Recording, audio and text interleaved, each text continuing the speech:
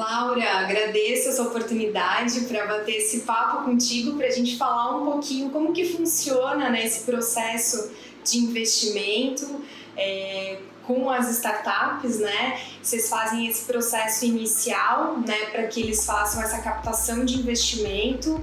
E eu gostaria que você contasse um pouquinho sobre a Astela, né, e sobre a sua carreira também profissional. Bom, prazer enorme estar aqui com você, obrigada pelo convite.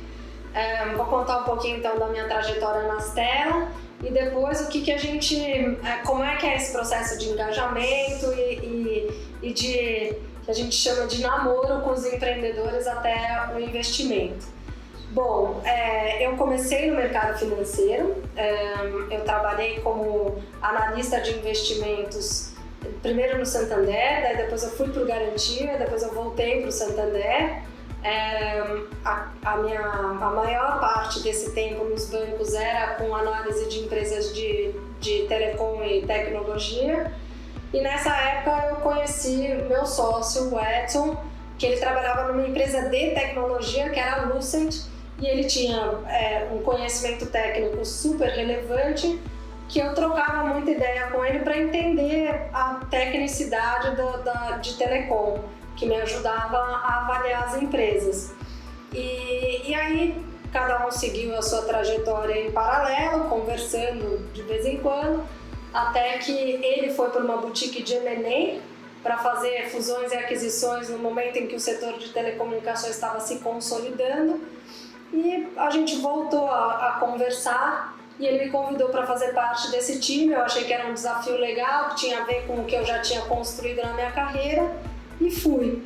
Foram 2 anos bem intensos, bem bacanas, onde a gente, de uma certa forma, começou esse embrião do que é hoje o Venture Capital, porque a gente ajudava muito os times a se preparar para uma transação de M&A. Normalmente a gente estava do lado da empresa que era comprada, porque quem estava comprando eram as grandes operadoras globais, Telefônica, Telecom Itália, Telmex.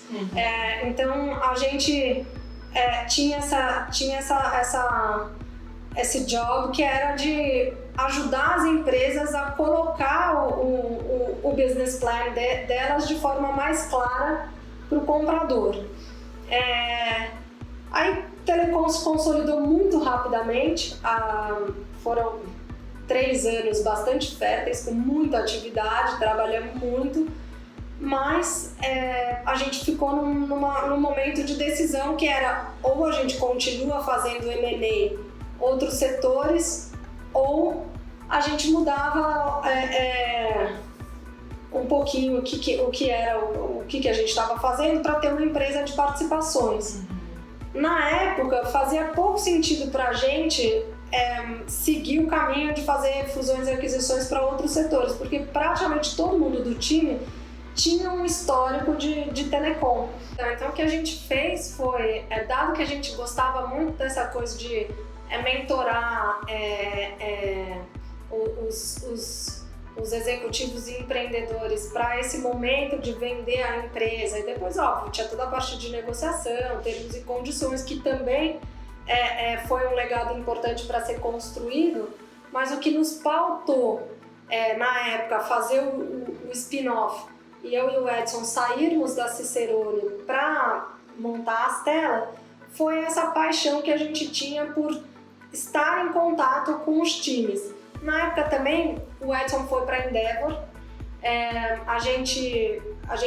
ele se dedicou mais, eu um pouco menos, mas também vimos a Endeavor nascer no Brasil e foi algo super legal poder estar próximo dessa primeira leva de empreendedores em Endeavor no Brasil e ajudar, através das mentorias, a construir os processos e tudo mais. E então a gente fez o spin-off. A primeira ideia que a gente tinha, que a gente ia captar recursos para criar um primeiro veículo, foi um fracasso absoluto, a gente não conseguiu captar. E aí a gente tinha 2 alternativas: ou a gente voltava para trás, ia procurar emprego, ou a gente dobrava a aposta, que era o quê? A gente pegar dinheiro próprio nosso para criar um primeiro veículo para conseguir provar que a gente era bom no que a gente fazia.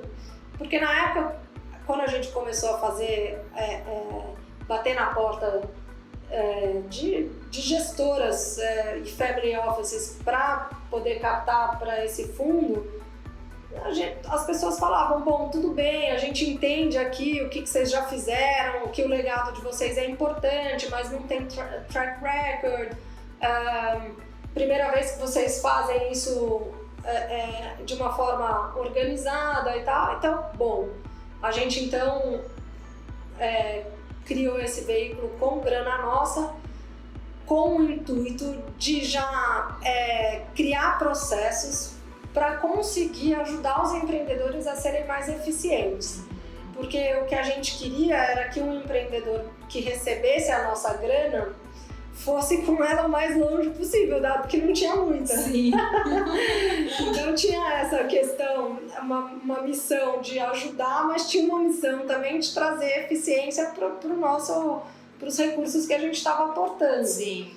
E foi então que a gente, com esse primeiro veículo, se debruçou para entender como é que a gente tinha que estruturar processos e playbooks para ajudar essas empresas nas áreas onde era importante elas terem eficiência, que era a máquina de vendas, customer success, produtos, governança e talentos. Então foi aí com a interação e com muito estudo que a gente foi construindo essas o que a gente chama das máquinas, que são Sim. playbooks que a gente consegue ajudar através de mentorias os empreendedores. E como que foi esse processo? Como que é o processo de vocês captarem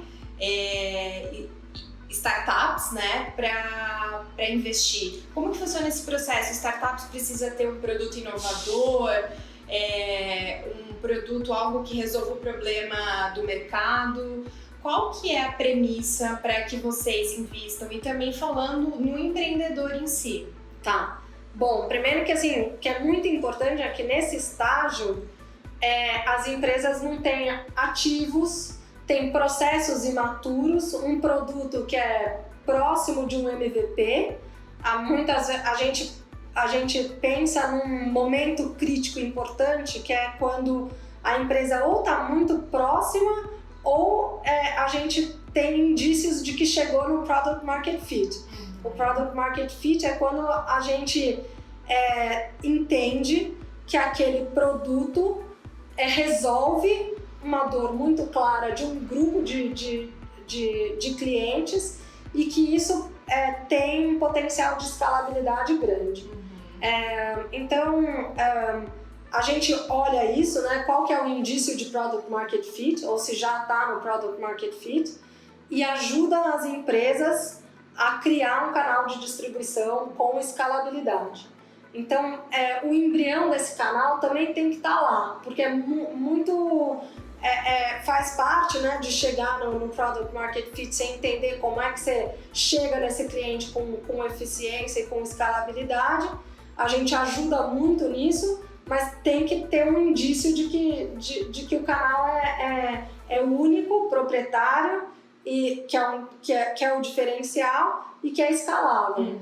Então, basicamente, para chegar nesse indício de Product Market Fit, a gente olha algumas coisas. Primeiro é a trajetória desse time de founders que chegou nesse momento apresentando essa inovação.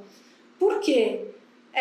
Porque todo empreendedor deve partir de uma dor e deve partir da missão, da vontade de resolver uma dor importante do mercado. Então, quanto mais familiar ele for com a dor e com a solução, mais intimidade ele tiver, mais a gente entende que ele vai conseguir realmente endereçar todos os detalhes que ele precisa para ser vencedor naquilo que ele está se propondo a fazer. Sim. Então, E aí tem muitas questões envolvidas nisso, não só a familiaridade, que tem a ver com o histórico dele, profissional, como questões de personalidade muito relevantes. Ele é um cara persistente, ele é um cara que gosta de aprender, ele é um cara que tem honestidade intelectual de mostrar, isso eu realmente não sei. E se eu não sei, eu vou procurar, eu vou atrás, né? O máximo de recursos possíveis que eu posso trazer para mim mesmo, para eu conseguir resolver o que eu não sei. Esses 3 pontos são fundamentais. E isso vocês percebem em qual momento? Porque no início do processo, né, de captação, de compreensão dessa startup, é desafiador, né? Sim. Entender quem que é esse founder, né? Qual que é o background dele, o que ele realmente oferece, porque no decorrer do processo que vocês vão sentindo isso, tem como já ter essa percepção desse founder nesse primeiro momento? Tem. É óbvio que a gente erra muito, mas o que a gente foi criando são um rol de perguntas e de aspectos que a gente deve ir percebendo ao longo desse processo. Então, o que a gente fala é que esse período de namoro nosso na verdade, a nossa due diligence. Porque é quando a gente vai justamente interagindo com esse empreendedor, tentando ajudá-lo de uma forma informal, porque a gente ainda não é investidor, e entende qual que é o valor que ele dá para as nossas interações, no sentido de que se a gente faz uma provocação que é valiosa para o negócio, como é que ele volta depois? Ele trouxe um indício de que ele foi atrás de uma resposta ou de uma solução para aquilo que a gente está colocando como sendo importante, ou ele refutou de uma forma honesta aquilo que a gente trouxe para ele, e assim vai. Então, a gente já começa nesse processo de mentoria e de agregar valor antes de investir, justamente para entender como é que é essa dinâmica. E a questão da comunicação no processo, o que esse founder precisa ter? Você tem algum desafio na questão de comunicação nesse processo com o founder? Por exemplo, ele já está há algum tempo caminhando, você enfrenta desafios com eles por questões realmente de comunicação, compreensão, né? Você fala algo em relação ao processo e como que é essa aceitabilidade, essa relação entre vocês? Eu acho que tem alguns desafios, sim. O primeiro deles é se o founder é resistente à nossa intencionalidade em agregar valor e ajudar. Ou seja, se ele tem sempre uma resposta na ponta da língua para explicar o porquê não de algo que a gente aponta, então isso chega, assim, o desafio da comunicação é que isso é cansativo, do tipo, porque a gente entende que tem sempre um processo de amadurecer as ideias, de procurar soluções e não ter uma resposta pronta. Então essa é uma questão importante. E o outro desafio é o founder que não se engaja porque acha que ele está atrapalhando ou que ele está incomodando. Então, às vezes você vê que o cara é um cara super bacana, mas ele tem receio de continuar provocando ou interagindo porque ele acha que ele está, ou porque ele não entende, né, que é esse o processo, porque ele acha que ele vai estar incomodando. Então, eu acho que essas são as duas situações que são desafiadoras. A primeira é tentar quebrar esse ciclo de, cara, você não precisa me dar explicação nem justificativa, estamos aqui para construir algo junto. E a segunda é justamente, também mesmo na mesma toada, que é de mostrar, é assim o processo, volta para mim com algo que você tem dúvida, que precisa de ajuda e tal, que é justamente entendendo onde são as dores que eu posso te ajudar. E ajudar essa interação. Exato, e ajudar é o que eu quero para poder entender qual que é a dinâmica, entendeu? Entendi. Então esses são os dois acho que estereótipos mais desafiantes do relacionamento. E o mais legal é aquele cara que, puta, não tá nem aí, manda coisa todo dia, olha o que eu fiz, que você acha disso? Tô com esse problema, vamos marcar o call. É aquele cara que acha que você trabalha para ele. Esse é o melhor, porque você já se sente parte daquele time, já começa a interagir e aí sim vai identificando. Então isso é positivo mesmo.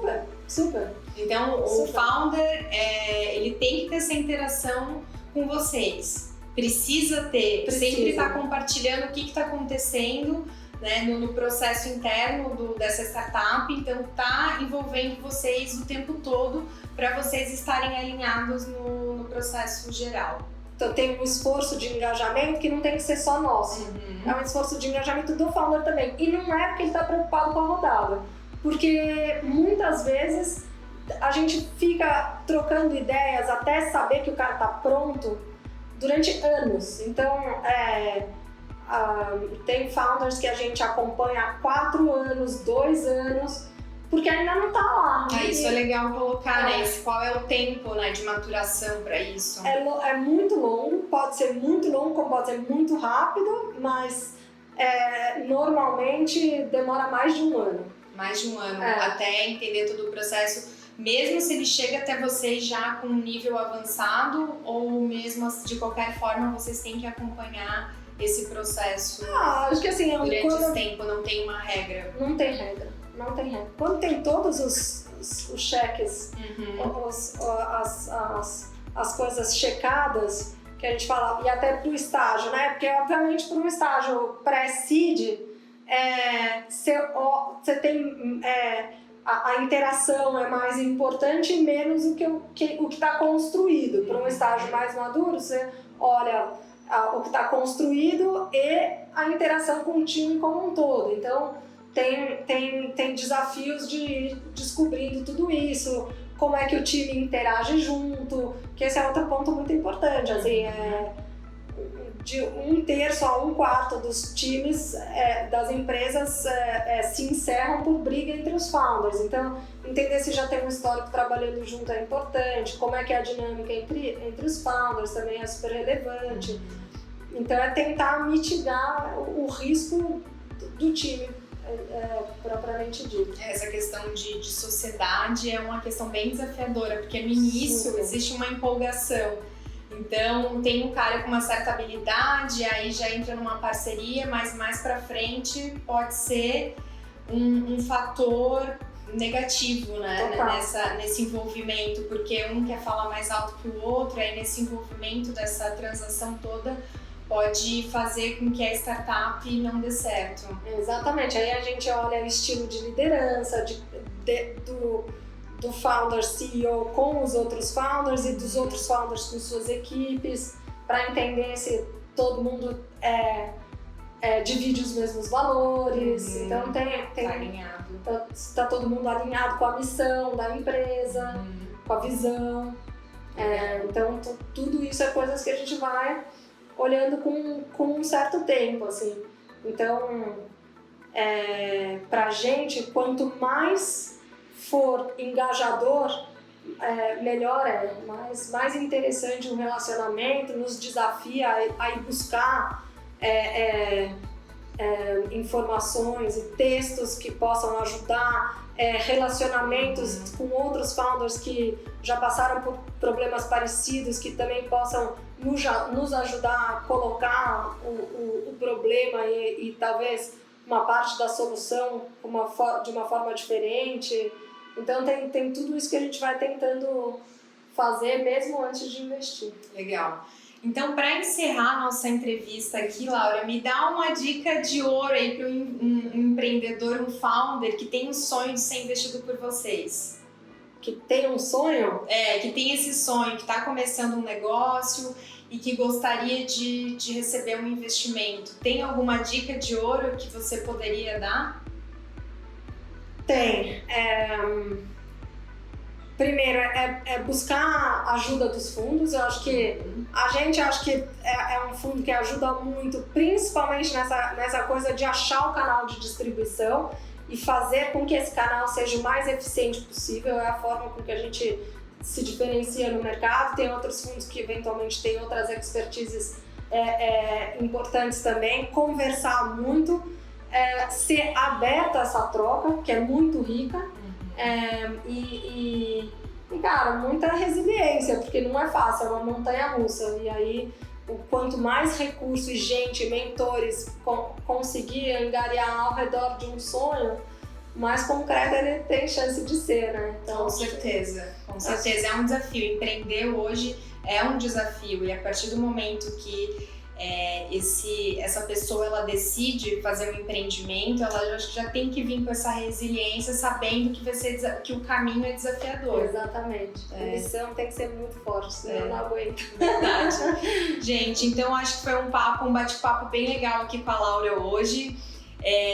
Ela pode contribuir um pouquinho mais, né, sobre essa relação de investimento com essas startups e com esses empreendedores que são os founders, né?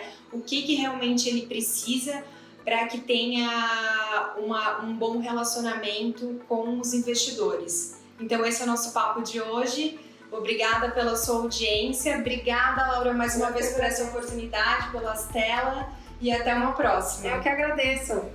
Tchau, tchau. Tchau.